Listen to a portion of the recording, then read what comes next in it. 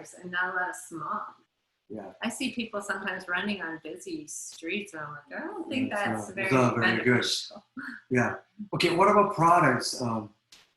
Wear rubber gloves if you use chemicals for cleaning. Better yet, check for natural cleaning alternatives in natural personal care products. Yeah, I think right now, especially with the pandemic, I mean, people have been disinfecting like to no end, and everything's bleached. And sometimes I go into stores, and because of all the chemicals that they're using, I start sneezing, and I'm like, I can smell it, I can feel it, and I feel like I can't breathe, you know, and it's not good.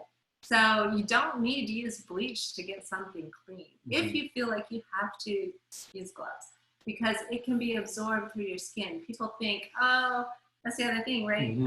If I put it on my skin, it's staying outside of my body. No, it goes through your skin into your bloodstream. That's why patches, you know, transdermal medications work, because they put on that little patch and it absorbs into your bloodstream. So your skin is the largest organ in your body. It does make a difference what we're using, what kind of soaps, shampoos, our makeup, lotions, all those things are choices we can make. Deodorants, you know, one of the worst chemicals is the aluminum in antiperspirants. And it's hard to make the change, but there are so many now, because I mean, it's obviously a problem finding aluminum. Our body can't deal with aluminum. They say we store it in our brain cells, right? So definitely there are changes we can make. And when it comes to cleaning products, don't need expensive cleaning products. You don't need a ton of perfumes. Like, some people just buy certain things because they like the smell.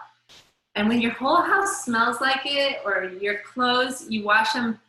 I mean, honestly, I've washed something that one of my kids brought home, a shirt from somebody else. And I washed it and it still smelled like the detergent or the fabric softener that the mom used. It doesn't even wash out. And those are toxins too. So natural cleaners like vinegar, using things with essential oils, doesn't have to be more expensive. And just because it's a chemical doesn't mean it's getting it cleaner. There are natural ways to clean. Just Google it. You can find shampoos and things you can make, you know, if you're worried about the price. But the price that we're paying, I think, by putting all these toxins on our body, thinking they're just staying on our body, that's not true. It's going into your bloodstream. Yeah.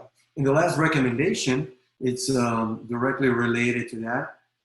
Get yourself off of as much medication as possible. This will give your liver a break and will allow your body to rid itself of built-up toxins. We live in a society that is addicted to medication, right? I mean, everybody's taking some sort of things.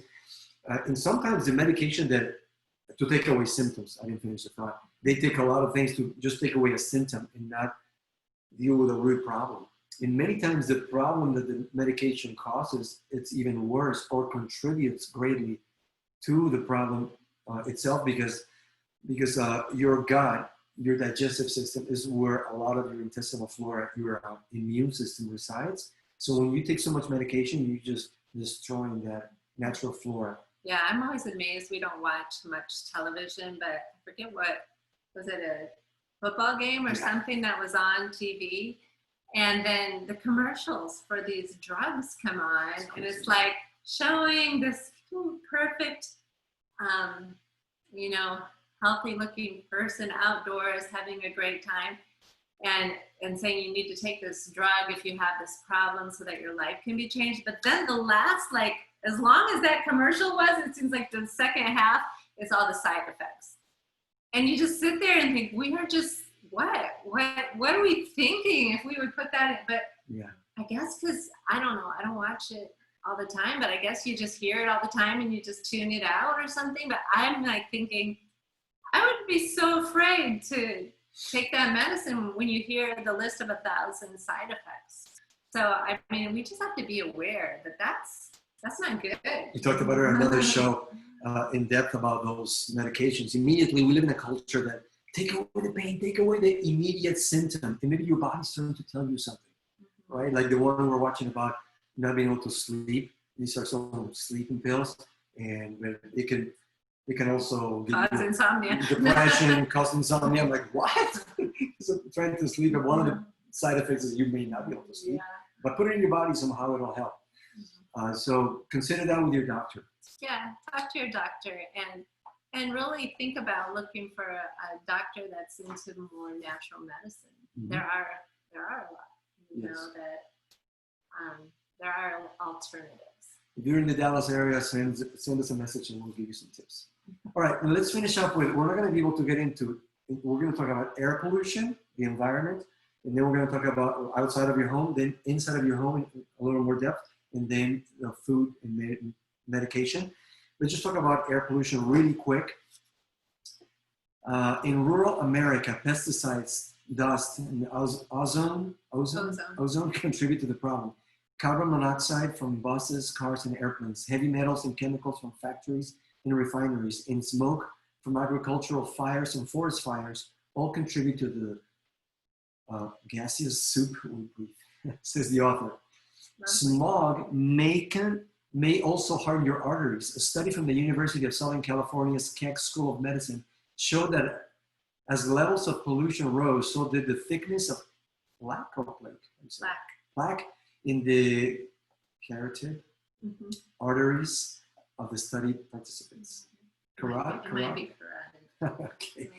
All right. So just be very aware, even in commute, where you're driving in your commute, those are toxins that you're inhaling as you commute there and back. And for people in rural areas, pesticide exposure is difficult to avoid. The most commonly used pesticides are easily absorbed into the skin, we talked about that, and breathed into the lungs. Farmers who work with these chemicals are at greater risk to develop brain cancers, prostate cancer, leukemia, and lymphoma. So on the next episode, we're gonna go into those three areas, and then we're gonna give you more specific solutions. Yeah. But let us know what questions you have. How does this sound to you? We'd love to hear your comments.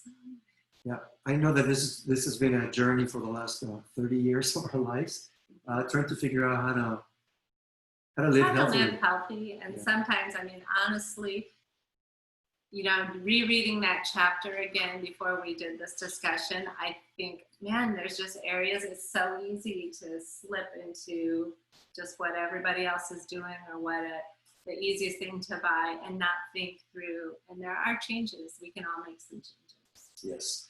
So like the video, if you're watching the recording, if you did like it, share it with somebody you know needs to listen to it. Subscribe to our channel, Cesar and Pam in English, Cesar y Pamela en Español. And we want to help you how to grow your business, your career, your profession without having to lose your soul, your family, or your health in the process. We are Cesar and Pam with cesarandpam.com. See you on the next one.